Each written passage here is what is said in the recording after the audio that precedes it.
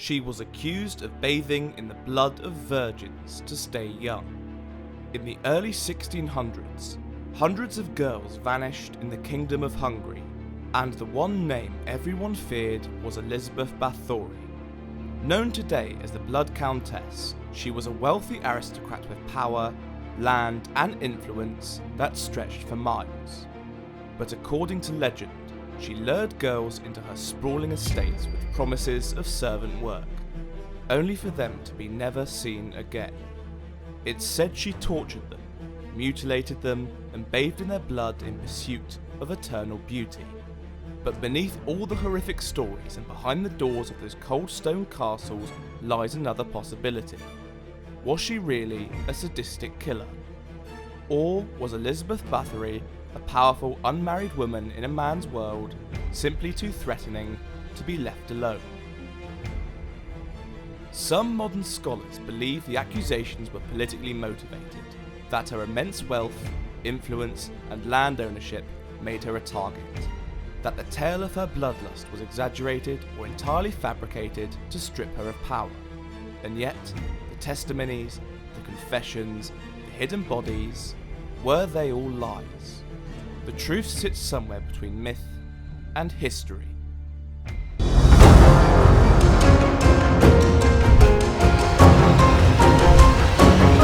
Welcome to Unveiled History.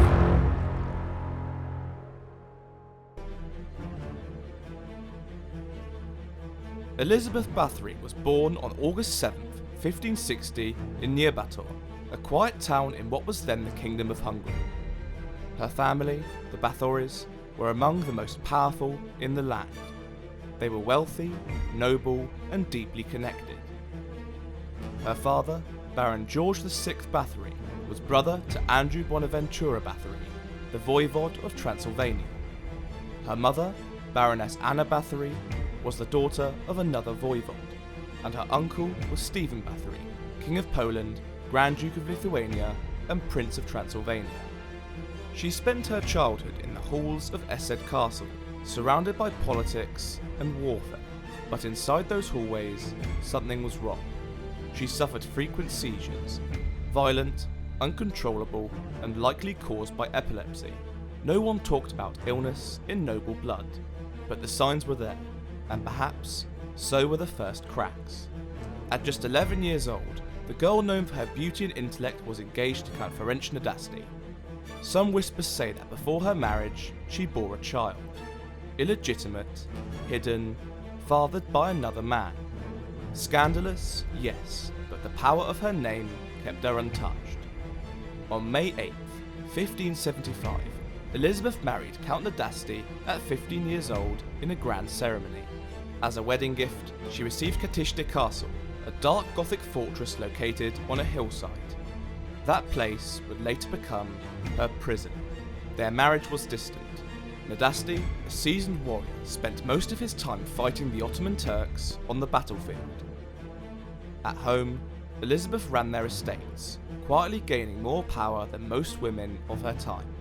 When her husband returned from war, it's said he taught her the art of punishment, cruel, calculated methods of pain drawn from the front lines. The couple had 5 children. 2 died young, but 2 daughters and a son survived. And through it all, Elizabeth remained at Csejte, commanding servants, managing lands, and growing more isolated. Then, in 1604, the balance shifted. With Ferenc Nadasdy gone, Elizabeth Báthory took full control of her vast estates. But with her power came horror. The whispers grew louder, servants disappeared, locals spoke in muted tones, and so the legend of Elizabeth Báthory, the Blood Countess, began to take form. The rumours were accusations of blood, torture and terror. At first, her victims were servant girls, poor, young and voiceless. Many were just 10 to 14 years old, lured into Csejte Castle by promises of work, a better life or a chance to serve the Countess herself. There had been quiet accounts before peasant girls who vanished, bodies that turned up bruised and broken, but in 1609 victims weren't just peasants anymore. Minor noblewomen, sent to the Countess for refinement and education, began to disappear too. In 1610, King Matthias of Hungary assigned Georgi Thurzo, the Count Palatinate of Hungary, and ironically, Báthory's own cousin, to launch an investigation. It wasn't the murder of peasants that alarmed the crown. That was tragic, but not unprecedented for the time. But killing fellow nobles, even those of lower status, was political suicide. Thurzo began gathering evidence between 1610 and 1611. What he found was chilling. Over 300 witnesses and survivors came forward. Servants, villagers, even former castle staff. Their testimonies painted a grim portrait of Csejte castle. Some said they had seen her torture young girls with her own hands. Others described noble daughters sent to her cave, only to vanish without a trace. Victims were said to be abducted, mutilated, or killed in secret chambers. It was ritualistic, inventive, and cruel. Girls were stripped naked in the cold and thrown into ice baths. Some were coated in honey and left outside for insects to devour. Others were whipped with nettles, had needles driven beneath their nails, or had their flesh burned, including their genitals. Báthory was said to bite their shoulders and breasts, as if her attacks were more than punishment, as if they were personal. There were whispers that her violence had a purpose, and that was to preserve her beauty. Some claimed she drank the blood of virgins, believing it would keep her young. Others said she bathed in it, inspired by a moment of rage when she struck a servant girl and saw her skin, where the blood had splashed, appear more youthful. From that point, the legend says, she became obsessed. Stories of a blood-filled bathtub, a purpose-built torture chamber, and dealings with witches followed. Her name, once regal, became wrapped in legend and fear, but those more sensational details didn't come until long after her death. The infamous blood-bathing claims first appeared over 100 years later, and weren't mentioned in any original trial records. Even the witnesses who didn't shy away from describing grisly tortures never once spoke of her bathing in blood. It all came crashing down on December 29th, 1610. That winter day, Thurzo and the king's right-hand man in matters of justice rode to Csejte castle. According to later accounts, he caught Báthory in the act, mid-torture. What he witnessed was enough to act immediately, but even in the face of such wickedness, her noble status protected her. She wasn't thrown into a dungeon. Instead, she was confined within her castle walls under a form of house arrest reserved for those too powerful to publicly disgrace. The real punishments fell on those beneath her. 4 of her closest servants, 3 women and 1 man, were arrested, interrogated, and brutally tortured in early January 1611. Under duress, they admitted to helping bury the bodies, although none confessed to the murders themselves. The number they gave varied. Some said 36 victims, others said 51, and they blamed each other, even accusing a former servant, the now deceased Darvulia, a maid-turned-governess rumoured to be Báthory's accomplice and perhaps even a mentor in cruelty. 3 of the servants were executed swiftly, their bodies left as warnings. The 4th was spared for reasons unknown and vanished from the record. Another woman, allegedly a witch who had helped Báthory through sorcery, was also killed not long after. Still, Thurzo wasn't done. As the investigation deepened, the horrors only multiplied. Witness after witness came forward. 289 testimonies in total. Some claimed Báthory had kept a record, listing 650 names of girls she had tortured and killed. That number, 650, became legend. No physical list was ever found, but the scale of the accusations was overwhelming. Yet Elizabeth Báthory was never put on trial.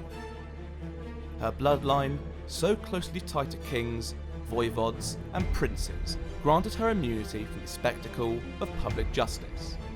Instead, she was quietly sealed inside Csejte castle. Some say her rooms were walled up, with only small slits left for food and air.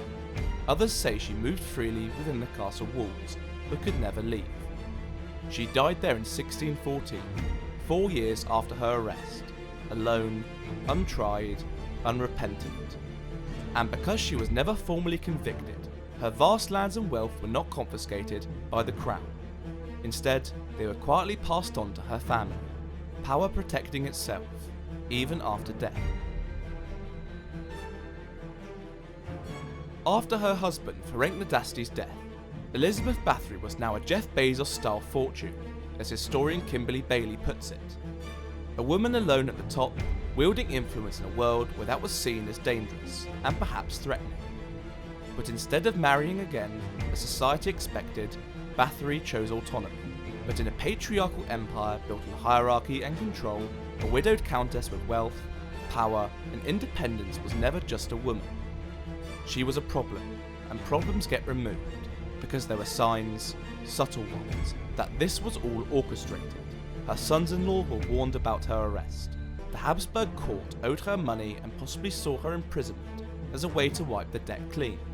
And there was also her allegiance to Prince Gabor Báthory of Transylvania, her nephew, who openly opposed the ruling Habsburgs. With enemies in high places and a fortune ripe for the taking, all it would take was the right accusation at the right time. And yet, it's complicated.